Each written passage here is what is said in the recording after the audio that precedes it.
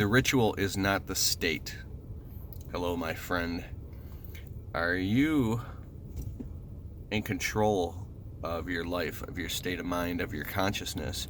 There's an experience that I'm having on and off that I want to share with you. And I'm not a master at this, but I gotta talk about it here on YouTube because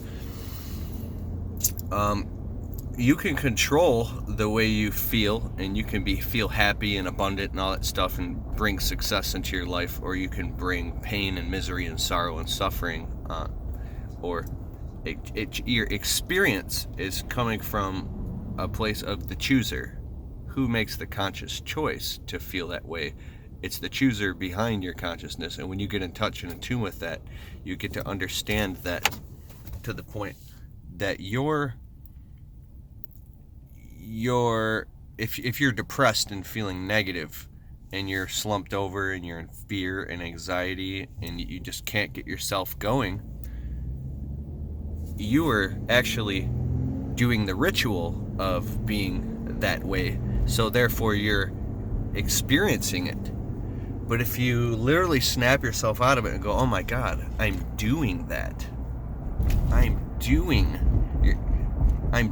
fear and anxiety and all that stuff, and you're running a ritual, it's a program, and you're creating all the things and reasons why and building the case of why you're miserable, but you're just running a story and a script in your head. So what if you go, I am happy, I am thankful, I am healthy, I am abundant, I'm gonna crush it now, I'm crushing it. Right? I think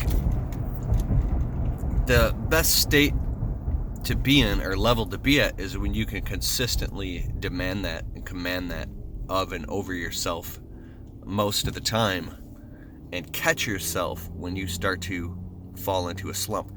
My buddy Rob is brilliant. He said something to me. It was this is profound. He said, you know how when you wake up in the morning, you wake up and you're in like this alpha state. You have maybe just a minute of it where you're just you're right here, right now, in this beautiful state. You've just woken from a dream. And then what happens?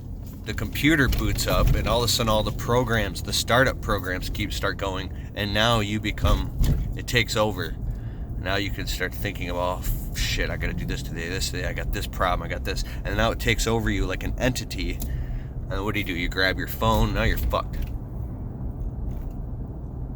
He says that he'll lay in bed for a couple of minutes and he'll observe, like in my words, those programs starting up, and he'll just shut them all off and uninstall them all consciously before they can rise up to the surface, to the point where they're beyond his control. And then he can stay in the alpha state all day of pure present awareness. And I have proof of it because I know the guy like very, very well, and he is in that state every time I talk to him. And I'm like, how the hell do you do that? Because I asked him, how do you do that? He says he does it when he first wakes up in the morning. He chooses. So I tried it. I woke up in the morning. My paranoia started, my fear, my anxieties that control me. And I'm like in the bathroom, going to brush my teeth. And I'm like, wait a second.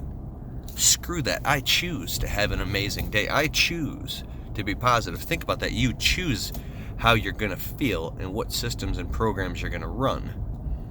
And if you find yourself blaming or looking at circumstances, so here's an example. You can have somebody in your life that you love very much who's literally suffering and dying, but you can still have a state of equilibrium and buoyancy and happiness and fulfillment and well-being. You don't have to walk around. I'm just using an extreme example. Dr. Wayne Dyer said all the crying and suffering in the world is it can't change what's happening to a kid in a third world country suffering in Ethiopia, right? So what I mean is we can look at external things that are connected to us, our job, our business, our relationships with family members, things that are happening, friends, negative things that are happening. Maybe we got ripped off or taken advantage of. Maybe, I don't know, maybe we fell behind and some financial thing jumped on our plate and we're having to deal with constant circumstances and repercussions. So we can still choose how we feel, because between stimulants and response is a freedom of choice. Stephen R. Covey in the 7 Habits of Highly Effective People talks about this. He talks about also Dr. Viktor Frankl in the Nazi concentration camps.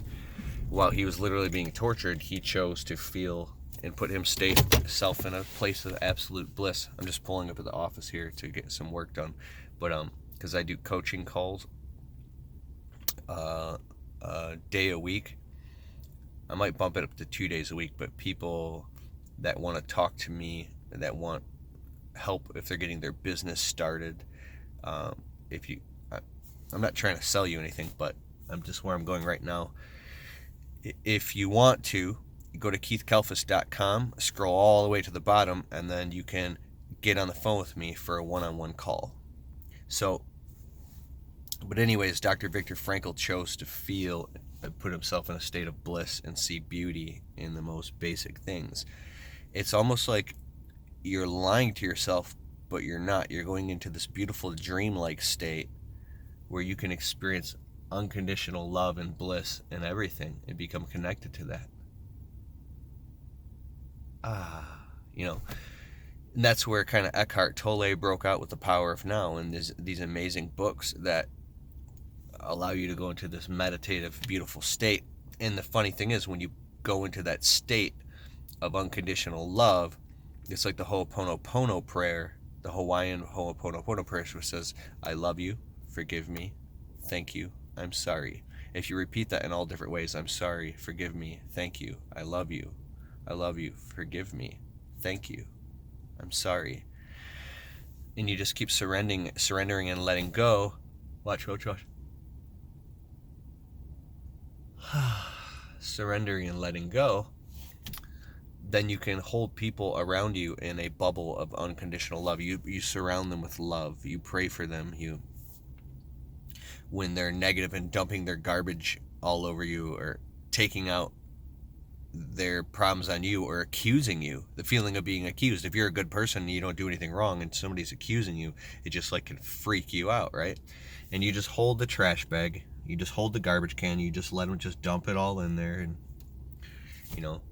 this is very testing, and I think that's part of the human experience, is to be kind of hung up on a cross, and there's always a dichotomy. You're always being ripped apart. You're always I wouldn't say always, because that's an absolute, but being on the fence in anything, in relationship and decisions in your business and what you should do next, of feeling trapped or stuck. It's very stressful, and this is what makes us struggle down to the microcellular level, these stresses, right?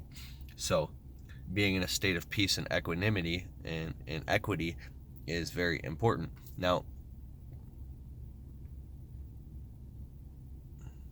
you will notice that the relationships around you will change when you act this way, because if you're responsible for the energy that you create or bring into an environment or around other people or on the phone, then you will notice that you might be dumping your negativity on other people. Or even if you say something or have a negative energy, which I do often, right?